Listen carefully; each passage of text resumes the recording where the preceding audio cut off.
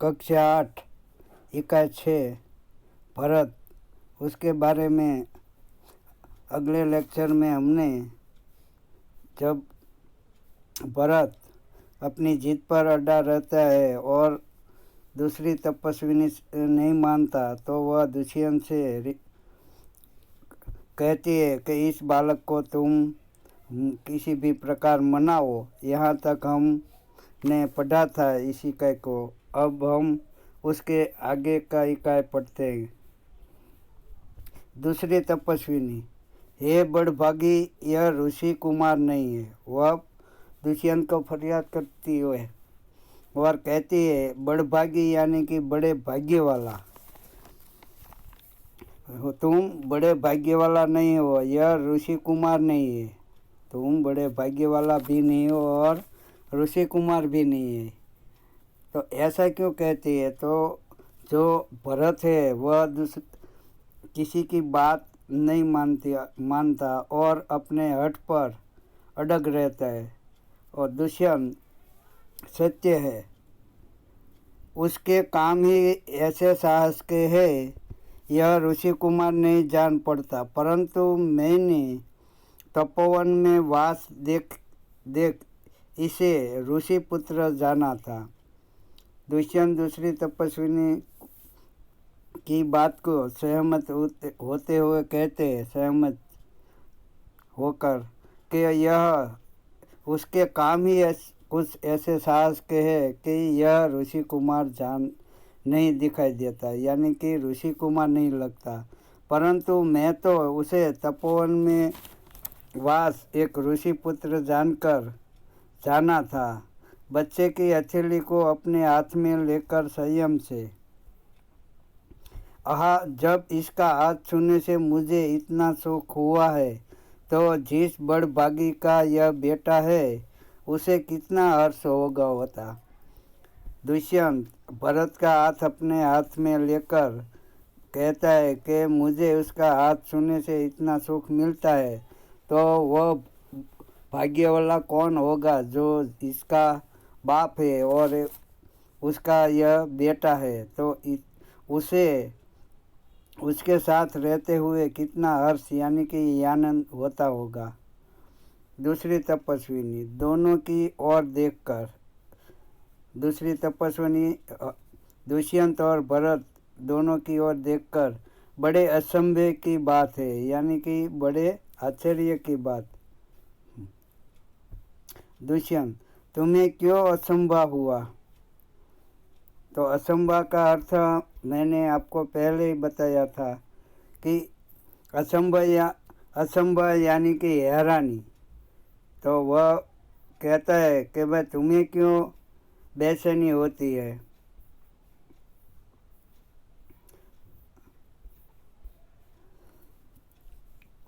दूसरी तपस्विनी, इसलिए हुआ कि इस बालक की और तुम्हारी सूरत बहु मिलती है और तुम्हें जाने बिना भी इसने तुम्हारी बात मान ली। दूसरी तपस्विनी को असंभव इसलिए होता है कि यह बालक की सूरत यानी कि उसकी मुंह जो उस दुष्यंत जैसा ही था और उसने दुष्यंत की बात तुरंत मान ली। दुष्यंत बच्चे को गोद में उठाकर, हे तपस्विनी, जो यह ऋषि कुमार नहीं है तो किस वंश का है? दुष्यंत तपस्विनी से प्रश्न करता कि यह ऋषि कुमार नहीं है तो वह किस वंश यानी कि किस कुल का है? दूसरी तपस्विनी, यह पूर्ववंशी है। तो उसका वंश कैसा है? तो कि पूर्ववंशी है। दुष्यंत संयम से, इसलिए इसकी सूरत मुझसे मिलती है। दुष्यंत कहता है, संयम मन में ही बोल कहता है कि मैं भी पूर्ववंशी हूँ, इसलिए उसकी सूरत यानी कि उसका सूरत है वह मुझसे मिलती है।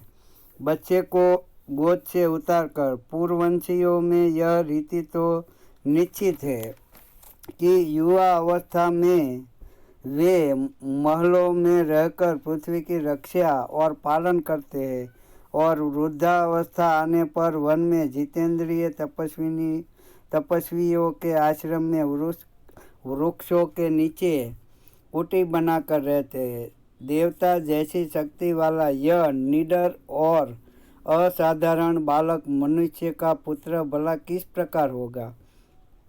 तो दुष्यंत पूर्ववंशियों की रीत बात बताते हुए कहते हैं कि पूर्ववंशियों है वह युवावस्था में वह राज करते हैं, महलों में रहते यानी कि राज करते हैं और पृथ्वी की रक्षा करते हैं। जब वृद्धावस्था आती है तब वह वन में जाकर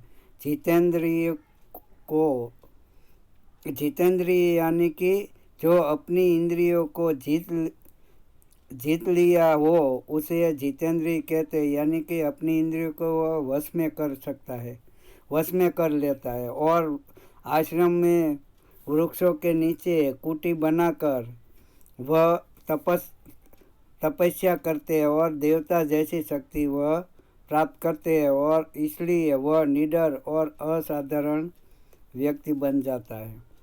दूसरी तपस्विनी, हे परदेशी, तेरा यह संदेश तब मिट जाएगा जब तू जान लेगा कि इस बालक की माँ मेनका नामक एक अप्सरा की बेटी है।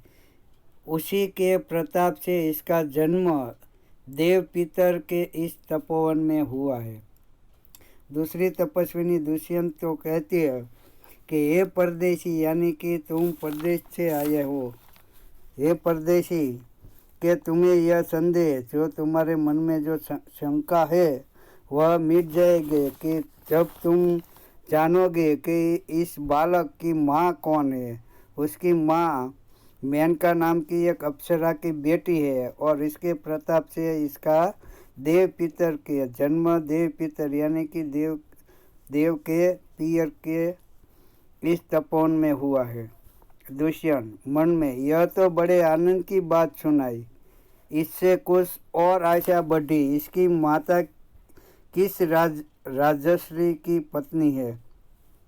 दुष्यंत उसकी माता के बारे में जानना चाहता है, इसलिए वह दूसरी तपस्विनी से पूछता है कि अब तो आशा और बढ़ गई और उसकी माता कौन से राज्य की पत्नी है, किन राजा की पत्नी है। दूसरी तपस्विनी, जिस राजा ने अपनी विवाहित स्त्री को बिना अपराध छोड़ दिया उसका नाम मैं न लूँगी। दूसरी तपस्विनी दुष्यंत को जानती नहीं, इसलिए वह कहती है कि जिस राजा ने वह अपनी विवाहित पत्नी को बिना अपराध किए उसे छोड़ दिया था, तो इस अपराध के लिए मैं उन्हें क्षमा नहीं करूँगी, इसलिए मैं उनका नाम न लूँगी। दुष्यंत स्वयं से, यह कथा तो मुझ पर लगती है, क्योंकि दुष्यंत अब मन में सोचता है कि यह कथा तो मुझ पर लगती है, मैंने भी ऐसा किया है। भला इस बालक की माँ का नाम पूछूं। पहली तपस्विनी मिट्टी का मोर लेकर आई। पहली तपस्विनी, हे सर्वदमन, यह संकोच लावण्य देख। पहली स्त्री जो मिट्टी का मोर लेने गई थी अब वह आ जाती है और कहती है कि हे सर्वदमन, यह संकोच लावण्य देख। बालक बड़े चाव से देखकर, कहाँ है शकुंतला मेरी माता। बालक कहता है कि मेरी माता शकुंतला कहाँ है। दूसरी तपस्विनी हंसते हुई, यहाँ तेरी माता नहीं है, तुम इस नाम से धोखा खा गई है सर्वदमन। मैंने तो कहा था मिट्टी के मोर को देख। तो यहाँ पर धोखा खा जाना मुहावरा है, तो सच्ची बात को समझ नहीं पाना यानी कि मूर्ख बनना, क्योंकि वह मिट्टी का मोर लेने गया था। तो बालक है वह अपनी माता को समझता है, इसलिए कहता है कि आप धोखा खा गए सर्वदमन, आप धोखा खा गए, क्योंकि भरत अपनी माँ को लेने के लिए गए ऐसा समझा था। दुष्यंत स्वयं से, इसकी माँ मेरी ही प्यारी शकुंतला है, या इस नाम की कोई दूसरी स्त्री है। यह वृत्तांत मुझे ऐसे व्याकुल करता है जैसे मृग तृष्णा प्यासे हिरण को व्याकुल करती है। तो दुष्यंत मन में सोचता है कि मेरी शकुंतला भी ऐसी ही है। तो मेरी शकुंतला का ही नाम है कि किसी दूसरी स्त्री का नाम है। ये वृत्तांत वृत्तांत यानी कि वर्णन वर्णन मुझे व्याकुल करता है, क्योंकि मृग तृष्णा प्यासे हिरण को व्याकुल करते हैं। मृग तृष्णा यानी कि जो बहुत धूप होती है तो जमीन पर पानी जैसा दृश्य दिखाई देता है, उसे मृग तृष्णा कहते हैं। क्योंकि उसे देखकर हिरण प्यासा होता है तो वह पानी की खोज में ये मृग तृष्णा देखकर उसके पीछे पीछे भागता रहता है। बालक खुश होकर, मुझे यह मोर बहुत अच्छा लगता है, खिलौना लेता है। पहले तपस्विनी घबरा कर, ओ बालक की बाँ से रक्षाबंधन कहाँ गया? पहली तपस्विनी घबरा कर कहती है कि बालक की बाँ पर जो रक्षाबंधन का धागा लगाया था वह कहाँ गया? दुष्यंत घबराओ मत, जब यह नहर से खेल रहा था तब उसके हाथ से गिर गया था, सो वह पड़ा है, मैं उठाकर तुम्हें दिए देता हूँ। जब वह नाहर यानी कि शेर बाघ उसके साथ खेल रहा था तब उसके हाथ से गिर गया था, सो वहाँ पड़ा है, मैं उठाकर तुम्हें देता हूँ। उठाने के लिए झुकता है। पहली तपस्विनी, अरे अरे मत उठाओ, उसे छूना मत यानी कि उसे मत लेना। दूसरी तपस्विनी, ओहो इसने तो उठा ही लिया। दोनों एक दूसरे को आश्चर्य से देखते हैं। दुष्यंत, यह लो, परंतु यह कहो कि तुमने मुझे इसको उठाने से क्यों रोका? दुष्यंत उठाकर दूसरी तपस्वी को देता है, तो परंतु उस प्रश्न करता है कि तुमने मुझे उठाने से क्यों रोका? दूसरी तपस्विनी उसका जवाब देती है कि इस रक्षाबंधन का नाम अपराजित है। तो अपराजित यानी कि किसी से हारने वाला नहीं, जो कभी हारता नहीं उसे अपराजित कहते हैं। जो पृथ्वी से आकाश तक किसी से पराजित नहीं होता उसे अपराजित कहते हैं। जिस समय इस बालक का नामकरण हुआ था तब महात्मा मरीच के पुत्र कश्यप ने यह धागा दिया था। इसका गुण है कि कभी यह धरती पर गिर पड़े तो इस बालक के माता पिता को छोड़कर इसे कोई दूसरा न उठा सके। तो उस बालक का नामकरण हुआ था तब महात्मा मरीच के पुत्र कश्यप ने उसको नामकरण किया था। तो इसमें यह गुण था कि जब उसे कोई धरती से उठाए तो उस बालक को माता पिता को छोड़कर किसी दूसरे व्यक्ति उसे न उठा सकेगा। दुष्यंत, और जो कोई उठा ले तो क्या हो? पहली तपस्वी, तो यह तुरंत सांप बनकर उसे डसता है। जब कोई दूसरा व्यक्ति उठाता है तो वह रक्षाबंधन है धागा, वह तुरंत सांप बनकर उसे डस लेता है। दुष्यंत, तुमने कभी ऐसा होते हुए देखा है? पहली तपस्विनी, तो दुष्यंत कहता है, तुमने कभी ऐसा हुआ देखा है कि यह रक्षाबंधन का धागा सांप बनकर किसी को डसा हो? पहली तपस्विनी, अनेक बार, कई बार हमने ऐसा देखा है। दुष्यंत प्रसन्न होकर, तो अब मेरा मनोरथ पूरा हुआ, मैं क्यों आनंद मनाऊं?